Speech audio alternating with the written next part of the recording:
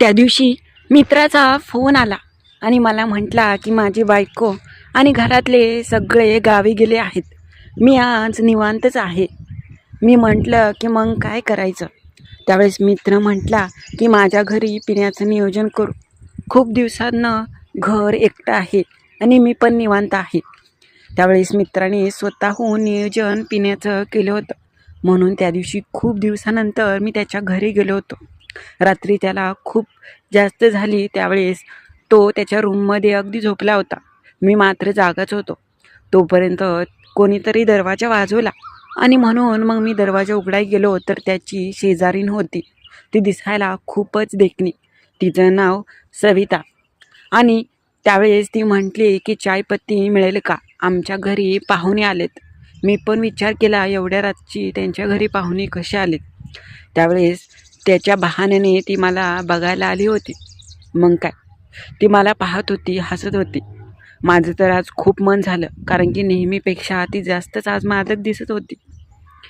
तिथेच मी तिला बोललो आणि मग काय, त्या दिवशी मित्र त्याच्या रूममध्ये झोपल्यानंतर मी आणि तिने कसा तिच्या घरी आनंद घेतला आणि रात्रभर वेगवेगळ्या पद्धतीत कसं मी तिला सुंदर क्षणाचे अनुभव दिले, ती सगळी कथा आज मी तुम्हाला सांगणार आहे. पण त्याच्या आधी जर तुम्ही नवीन असाल आणि अजूनपर्यंत आपल्या या चॅनलला लाईक सबस्क्राईब केलं नसेल तर आता लगेच करून घ्या. चला तर मित्रांनो, कथेला सुरुवात करू.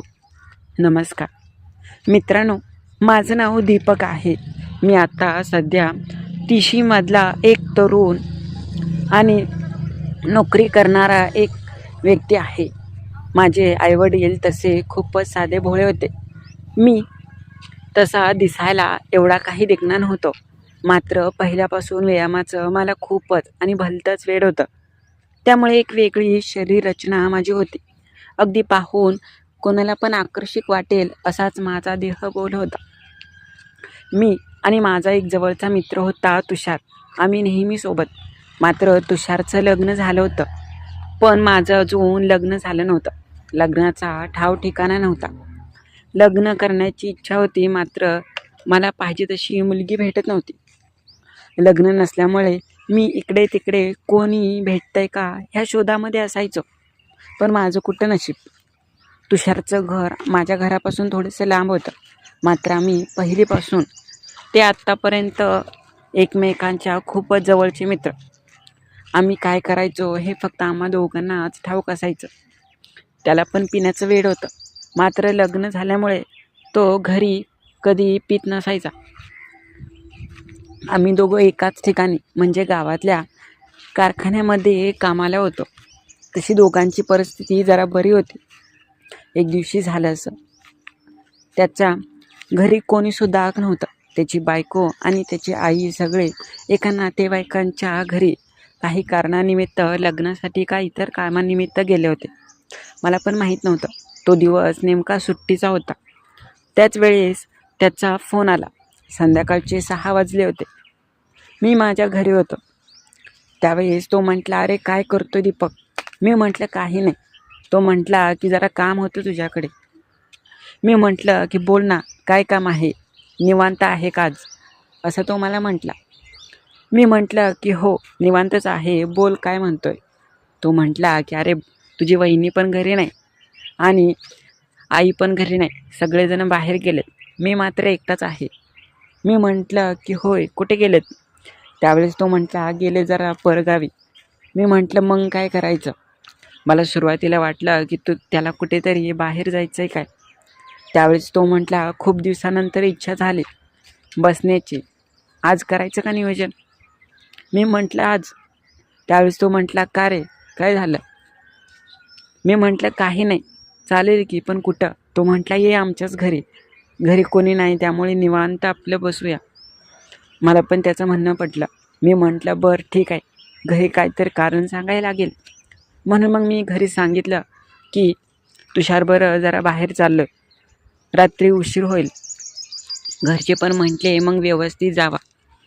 मी लगेच म्हटलं की येतो जेवण केल्यानंतर. तो म्हटला नको जेवायला, इथेच बाहेर नियोजन करूया. मी म्हटलं बरं चालेल ना आपलं. मग काय, त्या दिवशी खूप दिवसानंतर इच्छा पूर्ण होणार होती सोबत बसवून घेण्याची, कारण की खूप दिवस झालं असं काही केलं नव्हतं. हे करणं चुकीचं आहे मला समजत होतं, मात्र मित्राच्या असलेल्या इच्छेपुढे मी स्वतःला रोखू शकत नव्हतो. मग काय, कोणाला कळू नये म्हणून आम्ही 4 भिंतीच्या आतमध्ये हे सगळं करायचो. त्या दिवशी मग काय, त्याच्या रूममध्ये आम्ही दोघंच होतो. संध्याकाळचे 9 वाजले होते. मग तिथूनच आमचं चालू झालं. मित्राचं त्याला अगदी तो ओव्हर झाला होता. जाऊन कसा बसा तो रूममध्येच झोपला. मी मात्र जागाच होतो. थोडा वेळ मोबाईल पाहू असं म्हटलं. मोबाईल पाहत होतो. अचानक दरवाजा कोणीतरी वाजवला. सुरुवातीला मला वाटलं की काहीतरी पडलं असेल. नंतर आवाज ऐकला आणि कोणीतरी आलं होतं. मी मात्र चकित झालो. आता बाहेर कोणतरी होतं. हिम्मत करून मी गेलो. मी दरवाजा उघडला तर समोर एक सुंदर आणि देखणी दिसणारी बाई होती. मी आश्चर्यचकित झालो. खूपच अगदी रेखीव तिचा बांधा होता आणि खूपच आकर्षक दिसायची. त्यावेळेस ती म्हटली की आहे का घरी कोणी? मी म्हटलं की तुषार आहे, तो झोपलाय. त्यावेळेस ती म्हटली की जरासं काम होतं. मी म्हटलं बोला. त्यावेळेस ती म्हटली घरी जरी पाहुणे आलेत थोडीशी चायपत्ती पाहिजे होती. मी म्हटलं हो का, पण तो झोपलाय. होय का? त्यावेळेस त्या म्हटल्या की आता बाहेर जायला दुकानसुद्धा बंद झाले असतील आणि मग काय करायचं? मी म्हटलं असं करा, किचनमध्ये जावा आणि घ्या. त्यावेळेस ती म्हटली की बरं ठीक आहे. मी थोडासा बाजूला झालो आणि ती किचनमध्ये गेली. मी बाहेरच थांबलो होतो. त्यावेळेस तिला काही सापडत नव्हतं. ती शोधत होती. हे पाहून मी पण किचनमध्ये गेलो आणि बरोबर चायपत्ती तिला सापडली. ती म्हटली थोडीशीच घेते. मी म्हटलं की हो. त्यावेळेस ती मला म्हटली की तुम्ही नवीन दिसताय. तुम्ही नवीन आहेत का इथे? त्यावेळेस मी म्हटलं की हो, तुषारचा मी मित्र आहे. होय का? तिला कदाचित समजलं होतं माझ्या अंगाच्या वासावरून. त्यावेळेस ती म्हटली की पहिल्यांदाच मी तुम्हाला पाहते ना म्हणून विचारलं. मी म्हटले नाही, ह्याच्या आधी वगैरे मी आलेलो एकदा 2दा. त्यावेळेस ती म्हटली की होय का? त्यावेळेस मी पाहिलं नसेल, मी पण तुम्हाला नवीनच पाहतोय. त्यावेळेस ती म्हटली की मी यांच्या शेजारीच राहायला आले. काकूंची आणि ह्या ताईंची माझी चांगलीच ओळख आहे. आम्ही नेहमी एकमेकींच्या घरी येत असतो. पण आज नेमके पाहुणे आले तो संध्याकाळी. त्यामुळे मग म्हटलं की तुम्हीच मदतीला यायचाल. मी म्हटलं की बरं ठीक आहे. त्यावेळेस ती तिथे होती. मी म्हटलं की तुम्हाला एक बोलू का? ती म्हटली की हां बोला. तुम्ही खूपच देखणं दिसताय आणि खूपच सुंदर दिसताय. मी असं म्हणताच तिच्या चेहऱ्यावर एक वेगळंच ते झालं. मुद्दामच मला तिचं सौंदर्य जणू काही अगदी निहाळण्यासाठीच प्रोत्साहन देत होती. अशी तिची मादक तऱ्हा होती. त्यावेळेस ती म्हटली खरंच म्हणताय का? मी म्हटलं हो. अहो मी आज खूप दिवसानंतर नटले ना, त्यामुळे अशी दिसत असेल. खरंच ती दिसायला मात्र खूपच आकर्षक दिसत होती. नकळत माझं मनाने एवढी हिंमत केली होती. नाहीतर मी अगदी सहज कोणाला असं बोलायत नसायचो. माझी एवढी हिंमतसुद्धा होत नसे. मात्र शेवटी मी हिंमत करून तिला बोललो, कारण की ती एवढी आकर्षक होती. माझं मन कशात लागणारच नव्हतं. रात्रभर मला अगदी हीच डोळ्यासमोर दिसली असती. ती म्हटली होय का? तुम्ही पण खूपच देखणे दिसताय की हो, असं ती मला म्हटली. मग काय, जाता जाता ती माझ्याजवळ आली आणि हळूच तिने चिमटा घेतला आणि तिथून हसून निघून गेली. मात्र मी वेडापिसा झालो. मी म्हटलं की का हो लगेच चालला? ती म्हटली येते ना थोड्या वेळाने, घरी पाहुणे आलेत.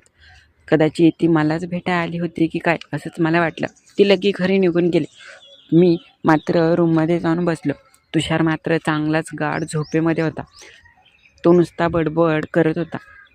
आता रात्रभर तो असाच आराम करेल असं मला वाटलं. मला एकट्याला चैनच पडत नव्हता. ती येईल का खरं माघारी?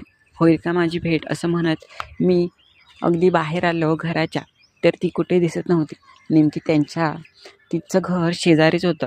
घरासमोर खूपच चपल्या होत्या. ह्याच्यावरून ओळखलं की खरंच त्यांच्या घरी कोणीतरी पाहुणे आलेत. थोड्या वेळ मी वाट पाहिला आणि रूममध्ये आलो. नंतर पुन्हा मी बाहेर गेलो तर बाहेर त्यांच्या कोणी दिसत नव्हतं. त्याच वेळेस खिडकीतून त्या सविताने मला पाहिलं आणि ती पण घराच्या बाहेर आली. मुद्दाम तिथे उभा राहून मला पाहायची आणि हसायची. मी पण तिला पाहून गालातल्या गालात हसत होतो. मी म्हटलं की कधी मग नियोजन आहे आपलं. ती म्हटली कशाचं. मी म्हटलं की आम्हाला पण संधी द्या तुमचा पाहुणचार करायला. ती हसली, कारण की मला वाटलं नव्हतं की एवढ्या लवकर हो म्हणेल. तिने इशारा केला आणि मला तिच्या घरी बोलवलं. मग काय, मी पहिल्यांदाच असं कोणाच्या तरी अनोळखी व्यक्तीच्या घरी जात होतो. मात्र तिथे जाण्यात मला चांगलीच उत्सुकता लागली होती. लगेच मी मित्राच्या त्या असलेल्या साईडच्या कंपाऊंडरमधून उडी घेऊन त्यांच्या घरी गेलो. मी म्हटलं की घरचे. ती म्हटली कोणीसुद्धा नसतं, मी एकटीच आहे आज. मग काय, मला पण तेच हवं होतं. मी जाऊन त्यांच्या घरामध्ये बसलो. पहिल्यांदाच होतो. त्यावेळेस ती म्हटली काय करू, चहा वगैरे. मी म्हटलं नको, बसा तुम्ही इथेच. काय म्हणताय. ती हसत आणि लाजत होती. मी म्हटलं की राव खूपच देखणं दिसताय तुम्ही, या की थोडंसं जवळ. ती लाजत होती. मात्र मला माहीत होतं तिची पण खूपच इच्छा आहे, त्यामुळेच ती पूर्ण तयार झाली आहे. तिची इच्छा आता मलाच पूर्ण करावी लागणार होती.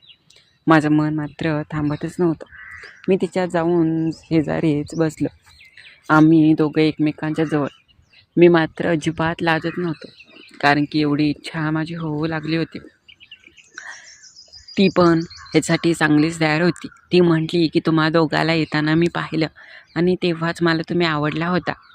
तेव्हाच माझं लक्ष तुमच्याकडे गेलं होतं. पण कशी मी ओळखू, कारण की तुषार भाऊजी मला चांगले समजतात आणि त्यांच्यासमोर मी असं काही केलं वागले तर योग्य नाही ना दिसत. मी म्हटलं की आता तो चांगलाच गाढ झोपेमध्ये, त्याला काहीसुद्धा समजणार नाही सकाळपर्यंत. तोपर्यंत मी थांबू का इथे, असं मी म्हणताच ती लाजली. मग काय, असं म्हटल्यानंतर मला मात्र जरासुद्धा आता दम धरवत नव्हता. मी लगेच तिच्या जवळ गेलो आणि जवळ घेतलं. ती लाजत होती. म्हटली बाई गं, एवढी काय तुम्हाला घाई लागली, जरा दमाने. मी म्हटलं की हो, काय करणार, तू एवढी सुंदर आहे, राहवत नाही गं. मी तिला प्रेम करू लागलो. ओठांवर ओठ टेकले. मला सुरुवातीला वाटलं ती खूपच लाजेल, ह्याच्यामध्ये नवीन असेल.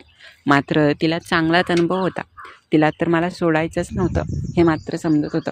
त्या घरामध्ये दोघांचं प्रेम खोलत गेलं होतं.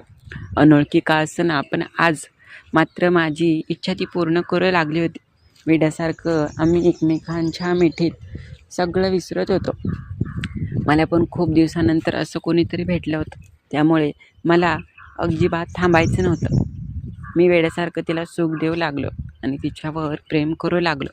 ती पण मला आता पूर्णपणे साथ देत होती. मग काय, त्या दिवशी चांगलंच आमचं जमून आलं. मी तिला सुंदर क्षणाची सुंदर अनुभव ज्यावेळेस देऊ लागलो, तिचा चेहरा अगदी पाहण्यासारखा होता. वेड्यासारखं तिला मी सुख देत होतो. ती म्हटली की बाई गं, आजपर्यंत एवढा आनंद कोणीच दिला नाही. तिच्या घरामध्येच हे सगळं होत होतं. एकदा झालं, दुसऱ्या वेळेस मात्र जरा जास्तच जोर धरला आणि सुंदर क्षणाचे सुंदर अनुभव देऊ लागलो. तिचा आवाज खूपच मधाळ आणि रसाळ होता. त्याच्यामधून मला चांगलं सुख मिळत होतं. मग काय, त्या दिवशी मी अजिबात थांबलो नाही आणि त्या दिवशी रात्रभर सुंदर क्षणाचे सुंदर अनुभव घेतले. पण तिथून पुढे माझी आणि तिची भेट क्वचितच होऊ लागली. त्या दिवशी मित्राने जर नियोजन केलं नसतं तर आमच्यामध्ये एवढं काही घडलंच नसतं. तर कशी वाटली मित्राच्या पार्टीमध्ये भेटलेली सुंदर शेजारीण आणि माझी कथा, ते नक्की कळवा. आणि हो, नवीन असाल तर आपल्या चॅनलला लाईक आणि सबस्क्राईब करायला जराही विसरू नका.